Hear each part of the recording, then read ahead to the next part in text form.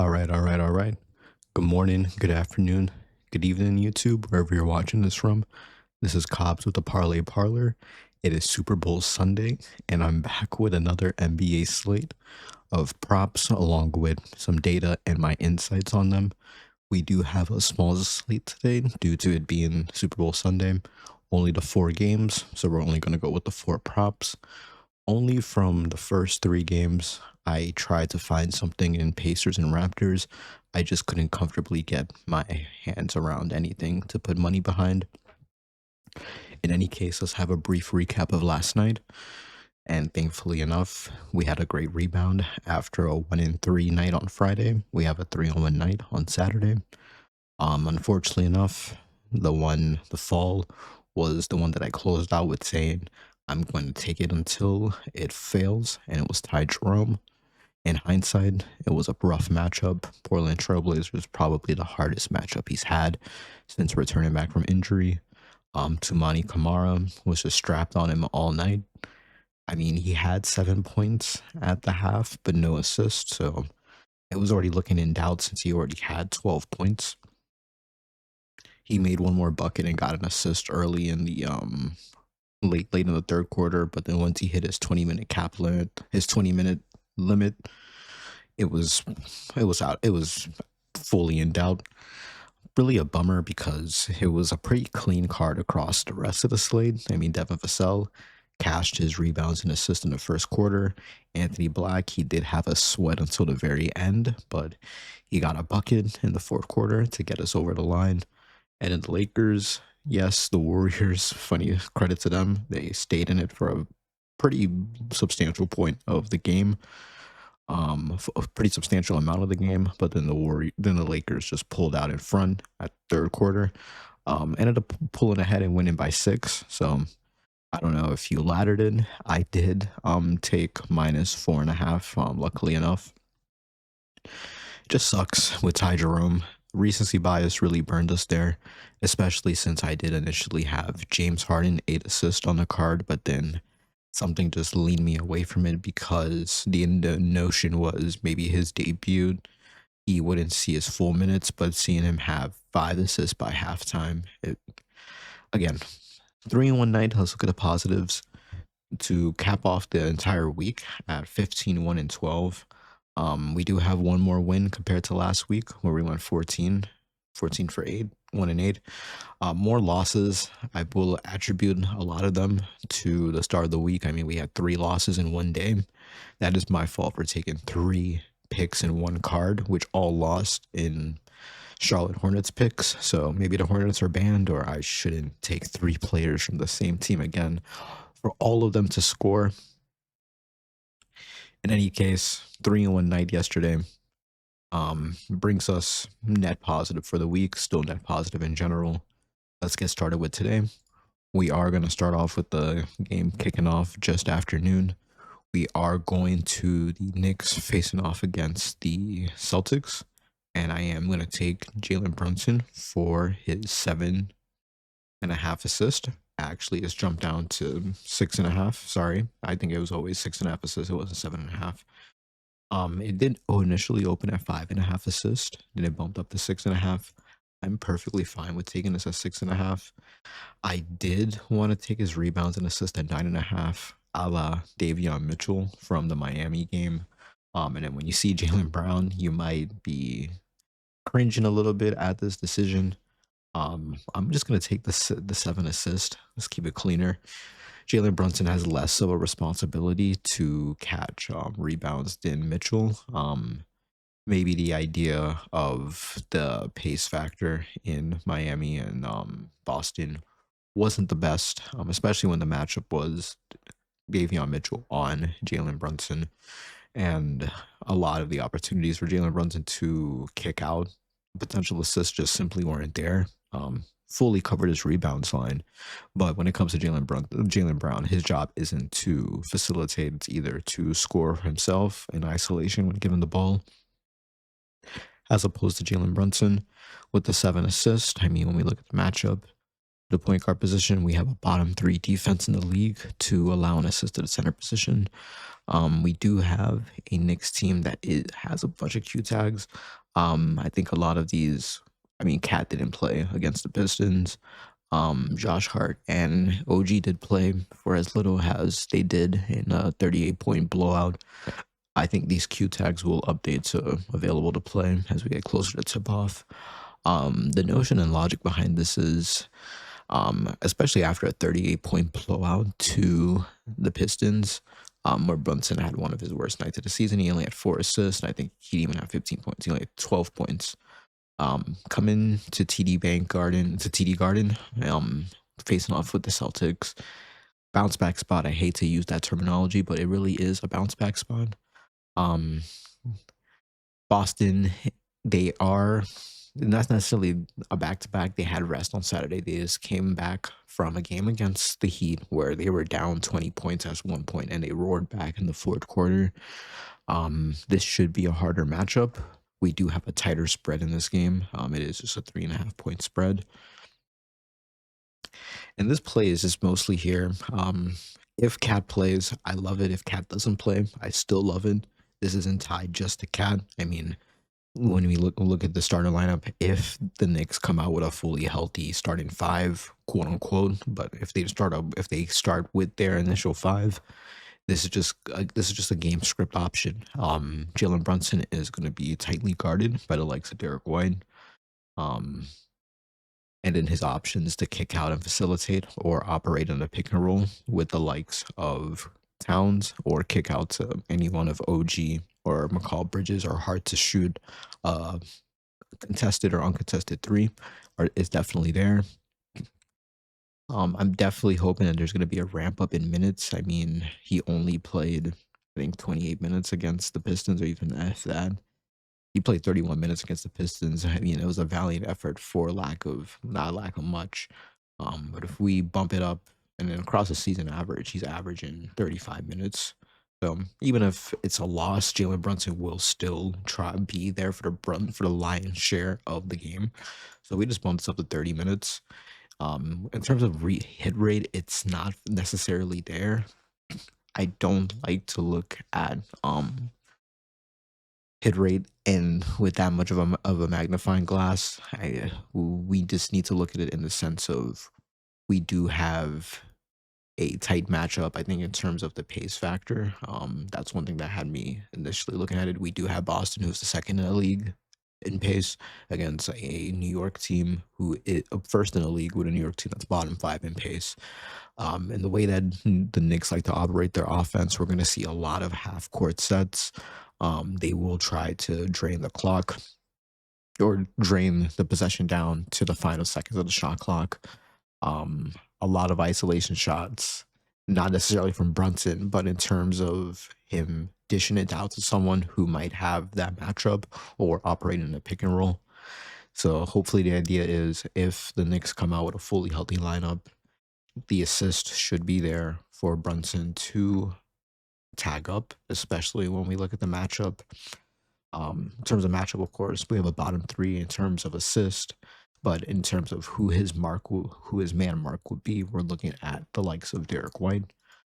If you look at props madness, where Jalen Brunson likes to get the majority of assists directly at the rim and above the break, this definitely falls into our advantage when we decide not to look at the hit rate and we look at the zones that the Celtics like to defend at. Yes, they are a top 2 defense at the rim, but we do need to play in mind that they will be playing sort of a 2 big, or at least the likes of Neemias Queta and Vucevic will be sharing the roles of assistant. I mean, we'll be sharing the rebounding opportunities. They'll probably be splitting minutes across the 2. Vucevic did have 12 rebounds last game, so that maybe, again, take this with a pinch of salt. But the idea is if Cat plays, and even if it isn't Cat and it's Mitchell Robinson coming in there, at the rim, Brunson has options to score, to facilitate on scorers when it comes to above the break. OG Anunoby, McCall Bridges, Josh Hart, for better or worse, these are guys that are going to get you the volume of shots that we need to get us over this assist line of 6.5. This just comes down to in terms of the usage that Brunson will have, and in terms of the minutes that he's going to play. We know that he's averaging around 10 potential assists. Of course, he's not going to convert all of these. We just need him to convert, unfortunately, 7, which does seem a little bit high. You could go towards the rebounds and assists at 9.5. I'm just not that confident with Brunson rebounding at that capacity. With that being said, watch him get 4 rebounds on the dome exactly. I think his rebounds line is actually 4, funny enough, or it's actually 3. No, it's 4. So for some reason, you can get 2.5 heavily juiced at minus 187. But at that point, you could just take the watered down assist at 5.5 for even better odds still, minus 166.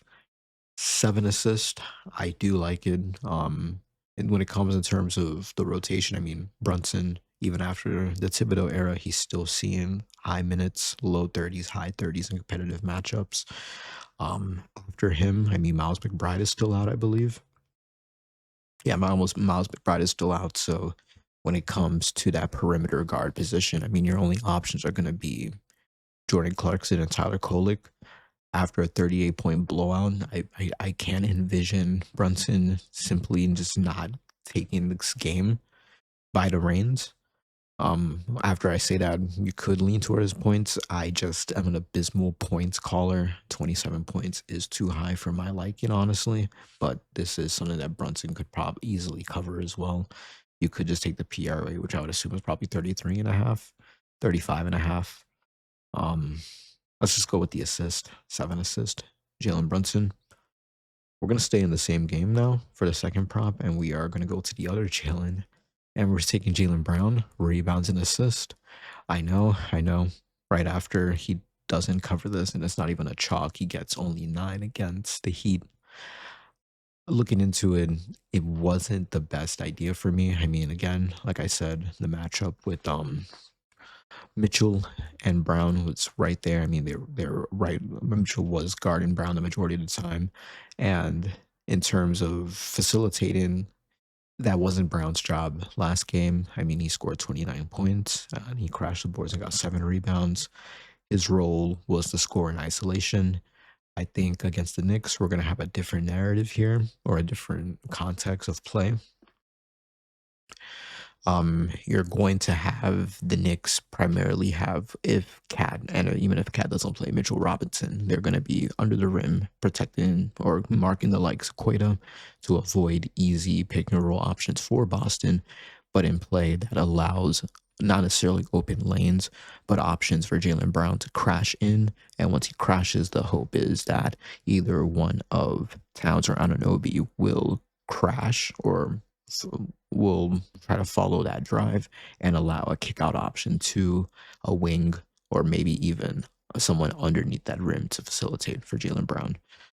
10.5 rebounds and assists. The line hasn't shifted much because it's still a close game. I mean, it's within a season average. Like I said in the last video, or like I said in Friday's video, I'm perfectly fine with this living or dying. It died on Friday. Hopefully it lives today. In terms of the rebounds, again, we're still getting a 7 rebound line for Jaylen Brown. He's still going to be seeing the same minutes. Low 20s, high 30s in any case. When we look at the assists, which is what I think will be more of an option for him now, where Jaylen Brown likes to get the majority of assists from. He likes to kick it out to people above the break, above the perimeter, and likes to kick it out to the rim options. Now that we have Vucevic, who is a more handed scorer than Neemias Queta. Vucevic only got 11 points yesterday. His points line is at 13 today, but I do think as they get used to seeing more of Nikola and figuring out that connection, definitely you can see those assistant zones around inside the perimeter and the paint increasing. But again, when we look at where the Knicks like to defend these zones, they are a top defense to just above the paint and inside the perimeter. But when we look at just inside the rim, they are slightly worse a bit at the perimeter and the wings, where Boston love to score. All they do is shoot threes. We have the likes of Pritchard, Derek White, Sam Hauser, and even Vucevic himself, who can break above the perimeter and shoot threes if need be. We haven't seen that yet, but we know Vucevic loves to shoot threes. So Jalen Brown, 10.5 rebounds and assists, still priced pretty much the same play, the same way across the way on all the books. You can't get an 11.5. I honestly probably might even want to take that 11.5. I mean, 12, I can definitely see him covering the 4 assists today. And then this just comes down to him getting 8 rebounds. I mean, this is something that he's consistently covered. I mean, 7 rebounds, which is the normal line already. You could just take that as is. Let's go with Jalen Brown, 10.5 rebounds and assist. Line did open at 10.5 and has gone up to 11.5. I can definitely wouldn't be surprised if this closed at 11.5. So take the opportunity now to take it at still fairly priced value. Or if you want the plus money, take the 12.5.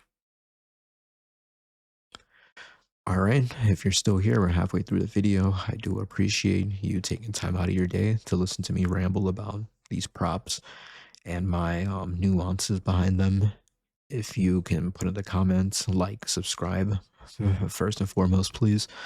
But if you can put down in the comments what you're rocking with, what you're not rocking with from today's card. Like I'll always say, help me, help you, help me make us some money. We've had some strong reads recently. The hope is let's have another consistent day to dilute the poor start to last week and start the week off on a good start. With that being said, I am going to, which I would say is probably the most risky prop of today. We are taking it to DC. I won't be at this game. Let's see if maybe a game I don't go to helps us when it comes to props with the Wizards. We're taking Jaime Jaquez, points and rebounds. This is currently at 21. I have seen some 22s, but currently at 21, you can get this priced. And probably since all lines are mostly available now, I think. This was initially going to be Andrew Wiggins, 21.5 points and rebounds. But the thing that made me fall back towards Jaime Jaquez is Miami is on the front end of a back-to-back while the Wizards are on the back end of a back-to-back. The Wizards played a mostly two-way G League game yesterday. I mean, the tank is fully in effect against the Nets. All of their starters are questionable. It's possible they probably do come back into the foray. 10 points, 11-point spread. I mean, this was 10 points just a few minutes ago. Last time I avoided taking a Washington spread. Unfortunately, they proved me wrong and they covered it and blew the Pistons out. I don't want to try to say that, yeah, I'm going to get behind it this time. And take a lesser spread because still we have a Miami Heat team that, while again front of a back-to-back, they do face off against the Jazz tomorrow back at home. I do want to say that if they are looking at their spots in terms of which would be the more daunting matchup, I would definitely say they're probably going to rest or see lower minutes in this game. In anticipation of facing the Jazz team. Again, taking teams back to back, not really much in our favor. Besides, when we look at the matchup, we do have a Washington that is the second worst team and a bottom 10 defense at allowing rebounds and points to the small forward position, which had me leaning again towards Andrew Wiggins, which honestly, I still don't hate it. At 20, I want more. When you just look at the supporting data, with Hami and Andrew Wiggins, it was just too similar for my liking. Jaquez does see somewhat lesser minutes across the season. Wiggins does average like 31. Jaquez averages three less minutes, but at the same time, Pale Larson is doubtful for this game. Norman Powell's questionable. Bam Adebayo's questionable already, so Kyler Ware might come into the four-way. This is just screaming out to me that this could just be a rotational option for the Heat. And even though that rotational game could still handily beat Washington, not cover the spread, which again, maybe you might want to take the spread. I hate to throw nuggets in here that I don't have listed on the board for you, but I have when I rewatch a lot of the videos, a lot of the leans that I have do tend to more often than not hit, but they come pretty close. Or in nights where there's a lot of red, I've seen that those have gone green. In any case, back with the supporting data, in terms of the minutes, it is just 3 less minutes. But when you look at the usage for the both of them, I mean, they're still averaging roughly 10 rebound chances. Hawkins is averaging slightly, maybe one more. In terms of field goal attempts, they're both averaging 12 field goal attempts.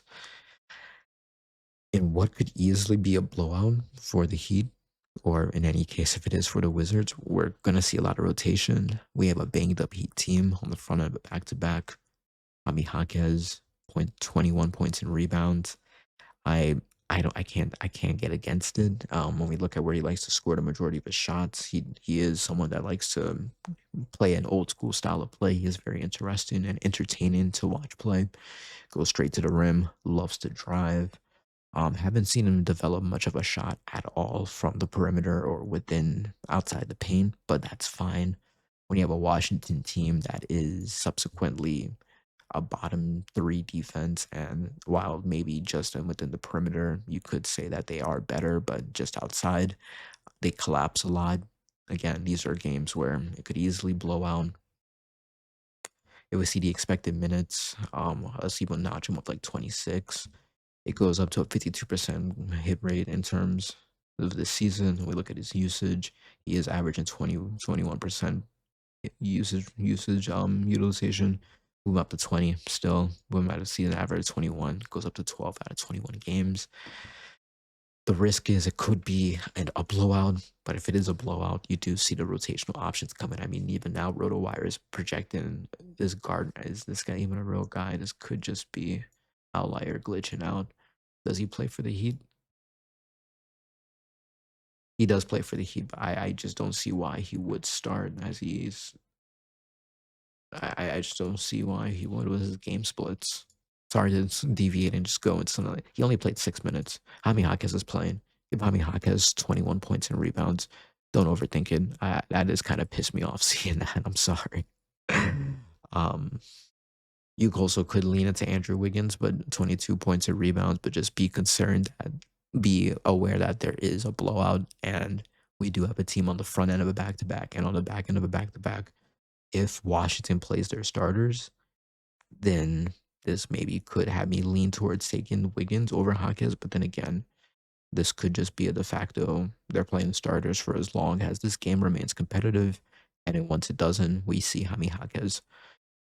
Take Jaime Jaquez. You hear it from me first. Take Jaime Jaquez. All right, and to close it off, we are going to go to Minnesota. We have the Clippers taking off the Timberwolves. We're going with another rebounds and assist, but this time it's going to be Anthony Edwards, 9.5 rebounds and assist. No line movement. This is a line that consistently stays the same. And for many reasons, which I'll go into. First and foremost, when we look at pace, we do have two teams that are in the bottom 10 in pace, and the Clippers, who are the 29th, and Minnesota 21st. So my first insight into this would be that necessarily this is going to be a game that will be contained in a lot of isolation, a lot of half court sets. My first lean was taking Jaden McDaniels because his points, rebounds, and assists is at 20.5, I believe. And I just thought, why has his line gone down?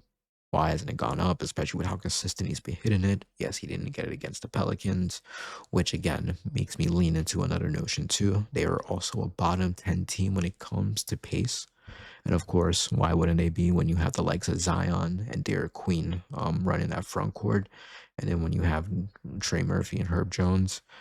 But again, Jaden McDaniels, he likes to operate in a lot of chaos. He needs a pressure cooker of an environment.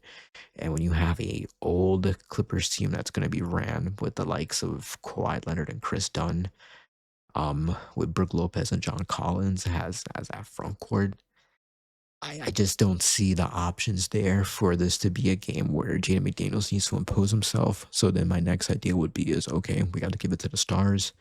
Anthony Edwards, his points line at third at 28 against a matchup of either one of Kawhi or Chris Dunn, I'm not comfortable with taking. At rebounds and assists, again, half court sets. These possessions are going to end very close to the buzzer and the shot clock for both of these teams. And this comes down to how efficient the scoring is from the Clippers. And with weak side rebounds coming down, we do have a front court where I think the Timberwolves will have an advantage in. Brook Lopez is being forced to play center now. I have seen some rings about that Yannick Hauser guy. I'm not taking a rookie. I'm not taking a rookie that hasn't been on any board until we see substantial minutes from him. But in any case, Brook Lopez and John Collins against Rudy Gobert and Julius Randle. I like that matchup for the Timberwolves. And then that comes down to Jaden McDaniels. While maybe this won't be as much of a pressure cooker environment for him to impose himself from a scoring output, his rebounds and assists is at 6.5. I do kind of like that, low key, especially if his matchup is Derek Jones, who is coming back from a long injury. Um, I could see the read there, but the idea is with a lot of these possessions ending in the last couple of seconds, I do see this ball being in the hand of Anthony Edwards. And in terms of the weak-sided rebounds, I do think that the front three, in terms of Jones, Collins, Lopez, will be occupied and occupy themselves with will be occupied and occupy McDaniels, Randall, and Gobert. This allows a lot of weak-sided rebounds to be able to fall into the hands of DiVincenzo, but most importantly, Anthony Edwards. And in terms of the assist, I think, quite frankly, I mean, when we look at where Anthony Edwards likes to get his assist at, his assist line is at 4.5. He likes to get his assist to his main guy, either Julius Randle or Rudy Gobert at the rim. He can get assists to the likes of Dante DiVincenzo above the break. Again, Jaden McDaniels potentially. Julius Randle can also shoot some threes when need be. I am taking a brief pause because I do want to. I just took a drink of water, but I also am leaning towards taking Jaden McDaniels. Actually, never mind. Yeah, it's still at 6.5. Again, the idea is it's not gonna. I would take Jaden McDaniels if this was against a team playing at a high pace.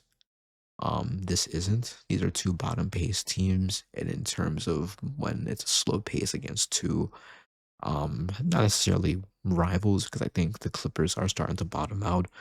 I mean, they haven't admitted that yet, and when they do decide to make a game competitive, I think the script for the game does fall down into it being the providing and facilitation is going to come from the stars. In terms of a minutes usage from Anthony Edwards, I mean, you don't have to be concerned about it. The only thing actually I did want to bring up for Anthony Edwards, there is a lot of red that goes into this. We look at his expected minutes, and one thing I want to play into context: a lot of these games are blowouts or games that the Timberwolves should have won. Let's go into that. I mean, first and foremost, we can go to the most recent game on Friday against the Pelicans. This is a game that the Timberwolves were up by 18, 20 for many points of the game. They capitulated in the fourth quarter. If we go into the Grizzlies, this was a blowout. If we go to the Bulls, this is a game that they should have won. They were up for a long time. And then they capitulated again. Again, if we go and look towards the Spurs, this is the only time where I would say it's a bad matchup. Cavaliers, again, it's a blowout. Heat, relative blowout. Hawks, blowout. Bulls, blowout. Nets, blowout. Knicks, relative blowout. After that, I decided let's look at assist allowed and a challenging matchup. Again, if we look at games, we could probably ignore at the very start of the season, but recent with the Knicks, blowout. Celtics, only one that would maybe potentially had me apprehensive a bit, but still, this is November. I don't think we should be looking at November games in February. And rebounds allowed. If we look at challenging matchups, blowout.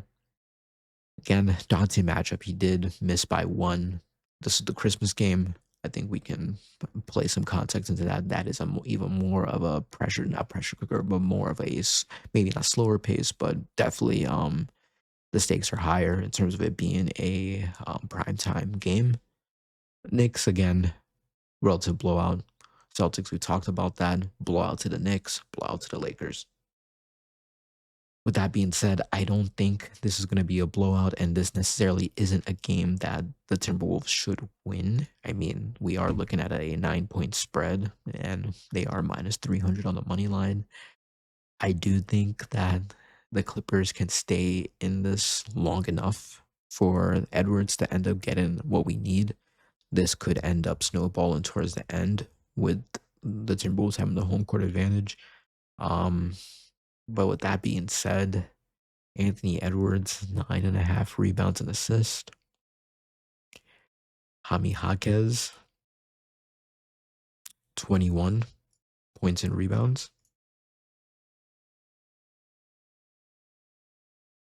Jaylen Brown, 10.5 rebounds and assists. And Jalen Brunson, 6.5 assists. Those are my picks for today. If you're still here after all this, I do appreciate it. As I'll close off every video with, have a blessed day. Please gamble responsibly. Please gamble what you're willing to lose. It is Super Bowl Sunday. I don't have any picks for the Super Bowl, even though I do watch football.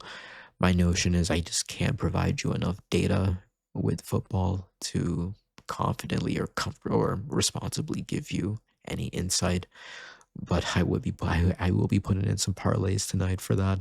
One lean I do have is probably Sam Darnold over his passing yards. That has dropped down to I think 228 or 238.